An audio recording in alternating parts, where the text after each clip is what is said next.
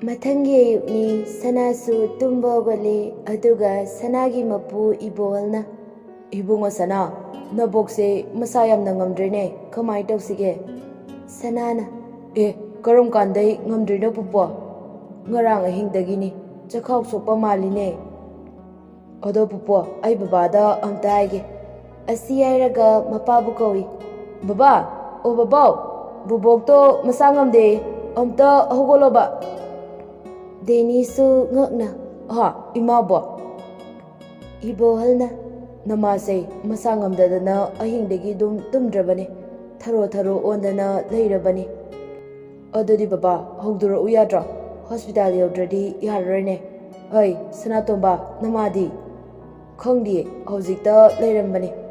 Amukta kauru chalo. Hoi baba. Deni mapadon sinduna. Odo kayoina taurizano magi duba. Khangdreda chakhaw sokpa maline. Deni macha changlakpado bada machadon sinduna. Ibunga gari mata hairunaba tarucho. Hospital yaudradi yaridari tarise. Sanana. Baba mama le yaude. Kaida yaukrabano khangde.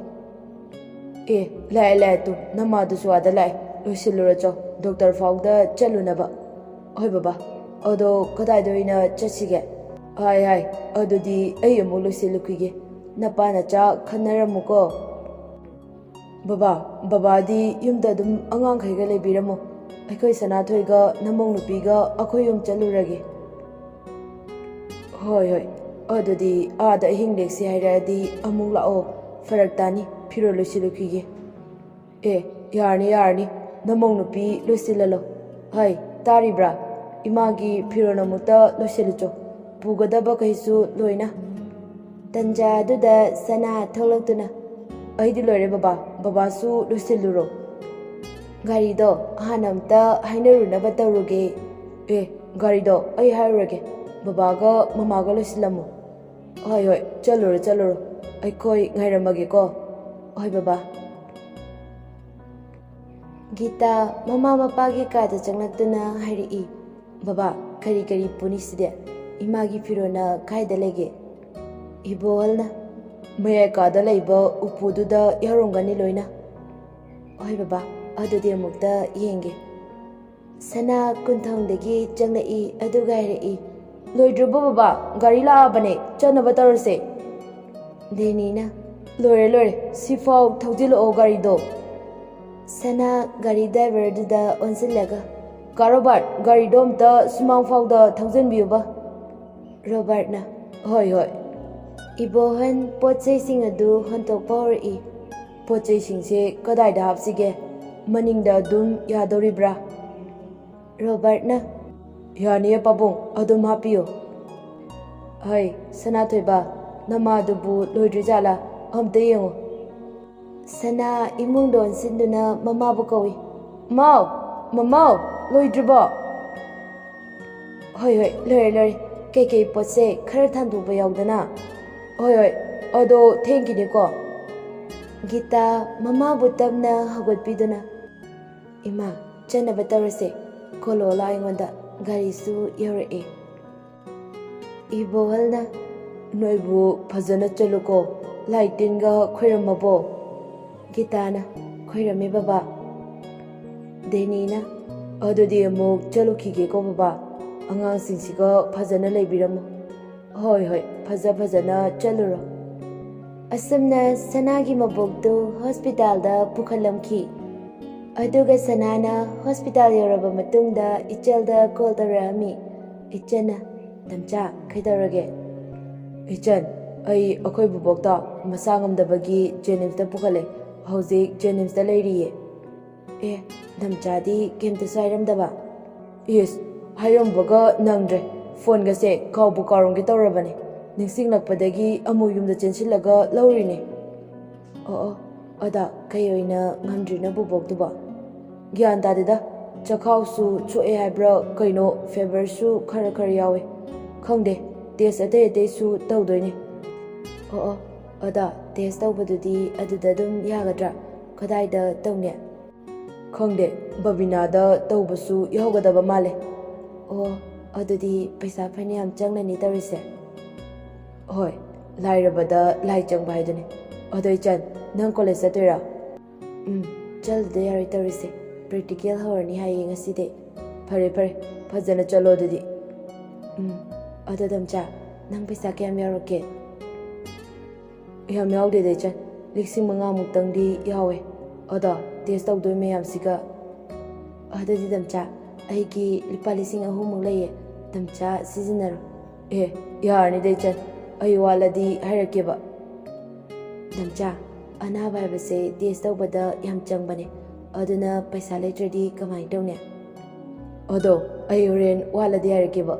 Odo nangsu phajana chalo kai chan. Hoi damcha. Asumna sanasu maboki manakta sangsilami. Adubu maboki test tawbada sanana purakpa paisa dunadi konaba naidre. Aduna sana upai letreduna ichalda call tarai. Sanana. Ichan, nang kaida lege? Ichan, damcha, ay college da laye. Odo bubokto kari hairake? Odo, test amani wali. Paisa su loina loikre. Odo, ayamu athubada singlakeba. Lupa lising ani mukta wahigeba. Yes, aingondabu wahige kaina. Oi bunga singlaktrasu yani. Nungaite. Ichan, ay soidana singlaktoine. Odo, ay bazar fawba lake. Damcha su bazar fawba lao. Hoi, lake ichan. Samu makhongda leiramo. Hoi damcha. Asumna sana ichandagi paisa adu lauraga test tawnaba muk chalamki. Ichan su amu college tamna laklami. Aduga mamanabi ama thengnarami. Mamanabi duna, kaida chalino noi amado unaba chaluiro? Ichana, nateda, moi mabokdo nai haye. Sum hidak leiba lakpane. Paisa sudrena sum piruba. Ses, yadeko, matengi yamna pangneko. Sum mada khangaunaramani na tawbane. Ada practical su haurela changasla. Tanja aduda sanadu changaklami. Aduga sanana. Ichan, noi amaduga BT Park da chatraba. Ichanna, chatre kuire da chataba. Kuire kaina nahandani ko uramise noene. Kaida uramiba? BT Park da uramiba. Ado mabu kamai tawge loinaba nungaibra? Yamna nungai. Aigi punsida magumna loinaba nungaiba wakal manaba amugana thengnagani haiba thajadre. Ado ichan, aidi mase nupi yamna koiramdoga male. Ada nabanina kamai tawna khangnaraminoba? Nupi di koidabane. Nongma aina nangonda union gi room da sanaise nang natrona hanglakpada ningsingibra? Ningsingjari. Aduga nangna ise aranbaga tahanbado. Tahanbi wa nateda. Khalune nangsu. Nangna fat changsile chebije taga. Aduga sananang khaibya mahire kaina aibo. Aisu ngkpiyu wane. Aina message thajile kaina aduga mingmana rubai asoiboirame. Nakandagi mamanabi edu kanna nokthuri. Wari diba noisa. Ichan sanada wansilaga haireglami. Ada practical yaurokhi amta. Hoi, yauro. Noirosu laktaba male ngaside. Lakte, mabong nare haibane. Asumna ichan practical loiraba matungda mayamda halakni. Aduga sanada call tawi. Damcha, kamai tawrage? Sanana, mathaga saide ichan. Kai tawrage bado? Buboki pamna kamai tawrage? Adudane aina matha sarise. Doctor nabu kai hairage ba? Test amagi result wali. Ada doctor na akai buboki kidney se cancer oigadaba male haye. Berani he adune adusu kidney ani magne cancer ta daba male se. Adudi kamaina tawni damcha? Doctor na hairakpa wada tabani. Fare, adu damcha pawida adum aingonda su hairauko. Tanja aduda ichangi mama Thoinuna kaurei. Ibema sida mukta lao. Adu damcha mama na ikaureba. Horen amu faunarasiko. Asi hairaga phone adu thami. Lai mama. Kaida lagi mama? Hai, ayena khada laye amda lao. ꯀꯩꯗꯧꯔꯒꯦ ꯏꯃꯥ? ꯃꯅꯤꯡꯗꯒꯤ ꯍꯪꯒꯥꯝ ꯃꯌꯥꯝꯁꯦ ꯍꯦꯛꯄ ꯂꯣꯏꯔꯕꯅꯤ, ꯌꯣꯟꯅꯕ ꯑꯃꯨꯛꯇ ꯃꯄꯨꯟ ꯁꯦꯝꯁꯤꯁꯦ꯫ ꯀꯗꯥꯏꯗ ꯑꯣꯏꯅ ꯌꯣꯜꯂꯨꯒꯦ ꯍꯥꯏꯅꯣ ꯏꯃꯥ? ꯑꯁꯤꯗ ꯃꯌꯥꯏ ꯂꯩꯀꯥꯏꯒꯤ ꯏꯆꯦ ꯑꯁꯪꯕꯤꯒꯤ ꯄꯣꯠꯐꯝꯗꯨꯗ ꯌꯣꯟꯗꯣꯏꯕ꯫ ꯑꯣ, ꯑꯗꯨ ꯃꯃꯥ, ꯑꯗꯨꯗꯤ ꯊꯦꯡꯈꯤꯅꯤ, ꯑꯃꯨꯛꯇ ꯃꯄꯨꯟ ꯁꯦꯝꯂꯁꯦ꯫ ꯑꯁꯨꯝꯅ ꯍꯪꯒꯥꯝ ꯑꯗꯨ ꯃꯄꯨꯟ ꯁꯦꯝꯕ ꯂꯣꯏꯔꯒ ꯃꯃꯥꯗꯨ ꯌꯣꯟꯕ ꯆꯠꯈꯤꯔꯝꯃꯤ꯫ ꯑꯗꯨꯒ ꯏꯆꯟꯅ ꯃꯥꯒꯤ ꯃꯅꯥꯎꯅꯨꯄꯥ ꯑꯇꯣꯝꯕꯗꯨ ꯀꯧꯏ꯫ ꯑꯇꯣꯝꯕꯧ, ꯑꯣ ꯑꯇꯣꯝꯕ, ꯅꯪ ꯀꯥꯏꯗ ꯂꯩꯒꯦ? ꯑꯝꯇ ꯂꯥꯛꯑꯣ꯫ ꯑꯇꯣꯝꯕꯅ, ꯀꯩ ꯍꯥꯏꯒꯦ ꯏꯆꯦ? ꯅꯆꯦ ꯄ꯭ꯔꯦꯝꯂꯇꯥꯗꯤ? ꯃꯃꯥꯟꯅꯕꯤ ꯍꯣꯏꯒ ꯊꯣꯛꯈꯤꯕꯅꯦ꯫ ꯅꯨꯃꯤꯠꯁꯨ ꯇꯥꯁꯤꯜꯂꯛꯇꯣꯔꯦ, ꯍꯜꯂꯛꯄ꯭ꯔꯥ ꯌꯥꯗ꯭ꯔꯤꯕ ꯈꯪꯗꯦ꯫ ꯑꯗꯣ ꯆꯦ, ꯑꯩ ꯀꯧꯔꯤꯕꯨ ꯀꯩꯒꯤꯅꯣ? ꯏꯁꯤꯡ ꯁꯣꯛꯂꯨꯒꯦ, ꯅꯪ ꯂꯥꯏꯗꯨꯛ ꯊꯥꯎꯃꯩ ꯊꯥꯜꯂꯝꯃꯨꯀꯣ꯫ ꯑꯁ, ꯑꯩꯈꯣꯏ ꯆꯦ ꯄ꯭ꯔꯦꯝꯇꯥꯗ ꯀꯩꯗꯧꯔꯒ ꯂꯩꯔꯤꯖꯥꯠꯅꯣ ꯈꯪꯗꯦ, ꯍꯜꯂꯛꯑꯣꯏꯗꯕꯅꯤ꯫ ꯑꯗꯨ ꯑꯣꯏꯔꯒꯅ ꯅꯪ ꯑꯣꯏꯅ ꯏꯁꯤꯡꯁꯦ ꯁꯣꯛꯎꯔꯒꯦꯔꯣ? ꯑꯩ ꯑꯣꯏꯅ ꯊꯥꯔꯒꯦ? ꯉꯝꯖꯔꯣꯏ, ꯏꯆꯦ ꯑꯗꯨꯝ ꯁꯣꯛꯎꯔꯣ, ꯑꯩ ꯑꯗꯨꯝ ꯊꯥꯖꯔꯒꯦ ꯗꯨꯛꯇꯣ꯫ ꯑꯁꯨꯝꯅ ꯏꯆꯟꯁꯨ ꯏꯁꯤꯡ ꯁꯣꯛꯄ ꯆꯠꯂꯝꯈꯤ꯫ ꯅꯨꯃꯤꯗꯥꯡꯒꯤ ꯆꯥꯛ ꯆꯥꯅꯔꯕ ꯃꯇꯨꯡ ꯁꯅꯥꯅ ꯀꯩꯝꯇ ꯍꯥꯏꯔꯛꯇꯕꯗꯨꯗ ꯏꯆꯟꯅ ꯁꯅꯥꯗ ꯀꯣꯜ ꯇꯧꯁꯤꯜꯂꯤ꯫ ꯏꯆꯟꯅ, ꯅꯝꯆꯥ꯫ ꯁꯅꯥꯅ, ꯏꯆꯟ, ꯅꯪ ꯆꯥꯛ ꯆꯥꯔꯕꯣ? ꯆꯥꯔꯦ꯫ ꯑꯗꯣ ꯅꯝꯆꯥꯗꯤ ꯆꯥꯗ꯭ꯔꯤꯕꯣ? ꯆꯥꯗ꯭ꯔꯤ, ꯆꯥꯎꯔꯅꯤꯌꯦ꯫ ꯑꯣ, ꯊꯦꯡꯉꯤꯅꯦ꯫ ꯅꯝꯆꯥ, ꯄꯨꯡ 9 ꯇꯥꯔꯛꯑꯦ꯫ ꯑꯗꯣ ꯍꯣꯇꯦꯜꯗꯩ ꯆꯥꯗꯣꯏꯔꯥ? ꯍꯣꯇꯦꯜꯗ ꯆꯥꯗꯧ ꯃꯥꯜꯂꯦ꯫ ꯑꯗꯣ ꯒ꯭ꯌꯥꯟ ꯇꯥꯗ꯭ꯔꯦ ꯇꯧꯔꯤꯁꯦ꯫ ꯑꯗꯣ ꯕꯣꯕꯣꯛꯀꯤꯗꯣ ꯗꯣꯛꯇꯔꯅ ꯀꯩ ꯍꯥꯏꯔꯒꯦ ꯗꯝꯆꯥ?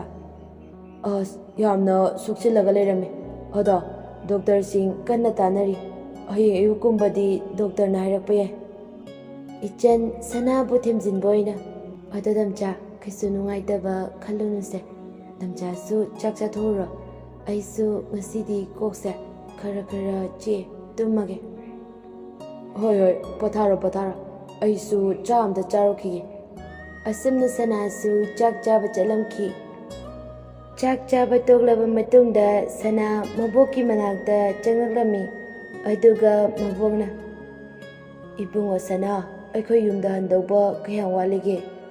ꯕꯣꯕꯣꯛ, ꯍꯜꯂꯗꯧꯅꯦ, ꯗꯣꯛꯇꯔꯅ ꯉꯁꯤ ꯔꯤꯖꯜ ꯍꯥꯏꯔꯛꯑꯅꯤ꯫ ꯇꯟꯖꯥ ꯑꯗꯨꯗ ꯁꯅꯥꯒꯤ ꯃꯃꯥꯁꯨ ꯆꯪꯂꯛꯂꯝꯃꯤ꯫ ꯒꯤꯇꯥꯅ, ꯏꯃꯥ, ꯖꯦꯔꯨꯝꯁꯦ ꯆꯥꯁꯤꯔꯥ ꯀꯩ ꯆꯥꯁꯤꯒꯦ? ꯇꯟ ꯑꯣꯏꯅ ꯆꯥꯁꯤꯔꯥ? ꯌꯥꯔꯦꯗ, ꯑꯩꯗꯤ ꯀꯩꯝꯇ ꯆꯥꯅꯤꯡꯗꯦ꯫ ꯕꯣꯕꯣꯛ, ꯈꯔ ꯆꯥꯁꯤꯟꯁꯤꯗꯅ꯫ ꯑꯩꯁꯦ ꯀꯩꯝꯇ ꯆꯥꯅꯤꯡꯕ ꯐꯥꯎꯗꯦ, ꯑꯗꯣ ꯄꯨꯛꯁꯦ ꯌꯥꯝꯅ ꯁꯥꯏꯅꯦ꯫ ꯀꯩꯁꯨꯝ ꯇꯧꯔꯣꯏꯁꯦ ꯏꯃꯥ, ꯑꯩ ꯏꯁꯤꯡ ꯑꯏꯪꯕꯅ ꯅꯞꯊꯣꯛꯄꯤꯒꯦ꯫ ꯍꯣꯏ, ꯑꯗꯣ ꯅꯄꯨꯗꯤ ꯂꯥꯛꯇ꯭ꯔꯕ꯭ꯔꯥ? ꯂꯥꯛꯇꯦ ꯕꯣꯕꯣꯛ, ꯍꯌꯦꯡꯒꯨꯝꯕ ꯂꯧꯔꯨꯔꯒꯦ꯫ ꯇꯟꯖꯥ ꯑꯗꯨꯗ ꯗꯣꯛꯇꯔ ꯑꯃ ꯆꯪꯂꯛꯇꯨꯅ ꯍꯥꯏꯔꯛꯏ꯫ ꯄꯦꯁꯦꯟꯁꯤꯒꯤ ꯏꯃꯨꯡ ꯃꯅꯨꯡ ꯑꯣꯏꯔꯕ꯭ꯔꯥ? ꯒꯤꯇꯥꯅ, ꯑꯧ ꯃꯥꯅꯦ ꯗꯣꯛꯇꯔ꯫ ꯑꯗꯨꯗꯤ ꯑꯩꯒꯤ ꯀꯥꯗ ꯑꯃꯨꯛꯇ ꯂꯥꯛꯄꯤꯌꯨ꯫ ꯍꯣꯏ ꯗꯣꯛꯇꯔ꯫ ꯅꯥꯎꯆꯥ, ꯏꯕꯥꯅꯤ ꯆꯠꯂꯨꯔꯁꯦ, ꯅꯆꯟꯅꯨꯄꯤꯗꯣ ꯅꯄꯥꯒ ꯆꯠꯈꯤꯕꯅꯦ, ꯑꯝꯇ ꯀꯧ꯫ ꯑꯁꯨꯝꯅ ꯁꯅꯥꯅ ꯃꯆꯟꯅꯨꯄꯤꯕꯨ ꯀꯧꯔꯒ ꯃꯕꯣꯛꯀꯤ ꯃꯅꯥꯛꯇ ꯂꯩꯍꯜꯂꯝꯈꯤ꯫ ꯑꯗꯨꯒ ꯁꯅꯥ ꯑꯃꯗꯤ ꯃꯃꯥ ꯃꯈꯣꯏ ꯑꯅꯤ ꯗꯥꯛꯇꯔꯒꯤ ꯔꯨꯝꯗ ꯆꯪꯂꯛꯂꯝꯈꯤ꯫ ꯁꯅꯥꯅ, ꯃꯦ ꯑꯥꯏ ꯀꯝ ꯏꯟ ꯗꯣꯛꯇꯔ? ꯗꯣꯛꯇꯔꯅ, ꯆꯪꯂꯣ꯫ ꯒꯤꯇꯥꯅ, ꯗꯣꯛꯇꯔ, ꯏꯃꯥꯒꯤ ꯐꯤꯕꯝꯁꯤꯕꯨ?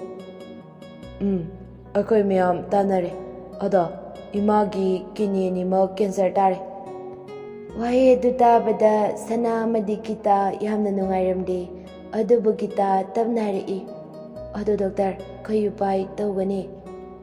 ꯏꯃꯥꯒꯤꯗꯣ ꯆꯍꯤꯁꯨ ꯌꯥꯝꯂꯕꯅꯤꯅ ꯀꯤꯗꯅꯤ ꯗꯣꯅꯔ ꯂꯩꯔꯁꯨ ꯑꯃ ꯁꯤꯟꯕ ꯍꯥꯏꯕꯁꯦ ꯈꯤꯇꯪ ꯈꯨꯗꯣꯡꯊꯤꯅꯤꯡꯉꯥꯏ ꯑꯣꯏ꯫ ꯏꯃꯥꯁꯦ ꯑꯇꯣꯞꯄ ꯑꯅꯥꯕꯁꯨ ꯂꯩ, ꯍꯥꯔꯠꯁꯨ ꯈꯔ ꯕꯦꯔꯥ ꯂꯩꯅꯦ꯫ ꯁꯅꯥꯅ, ꯑꯗꯨꯗꯤ ꯗꯣꯛꯇꯔ, ꯑꯩꯈꯣꯏꯅ ꯇꯧꯒꯗꯕꯁꯦ ꯀꯩꯅꯣ?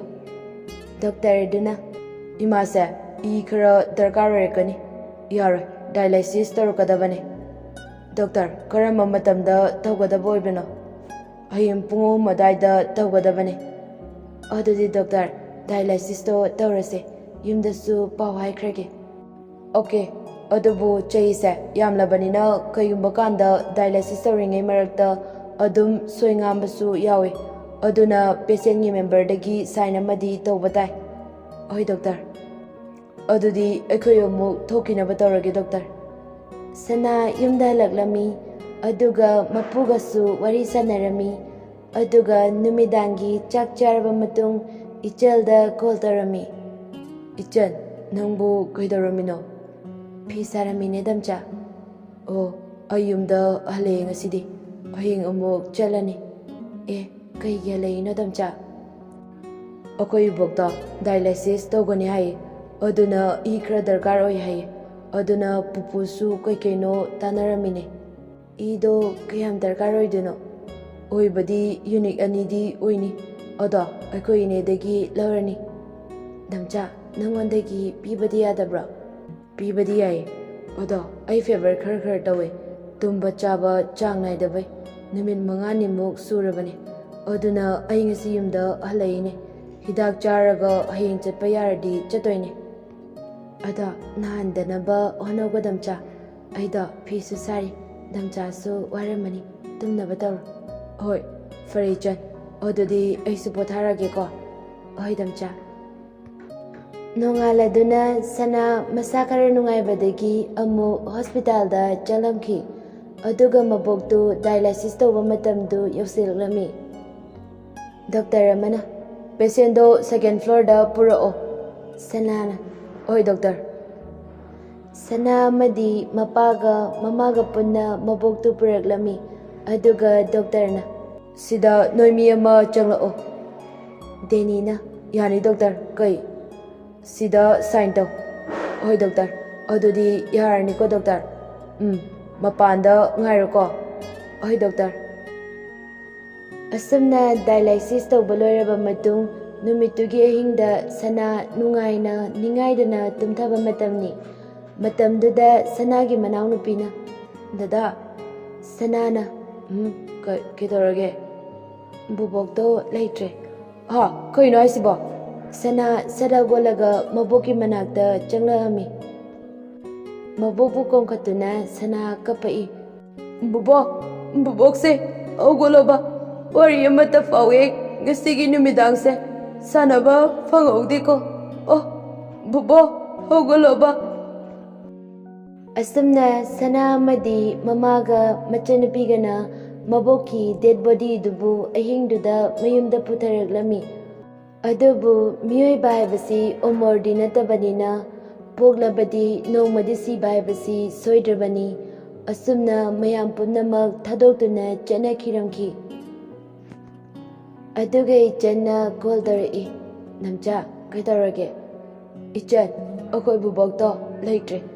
Adugi aida phone tarakpa kaure. Asengmero damcha. Oi, ado ichan. Aisu thabok kaino loisilukige. Ngasigidi thengi. Hayeng tawrage. Oi, thabakta fazana loisiluro. Kaino tawba yaba kai tawsiluro damcha. Asumna nongma hokkibana sanagi maboki karmasu loisingre.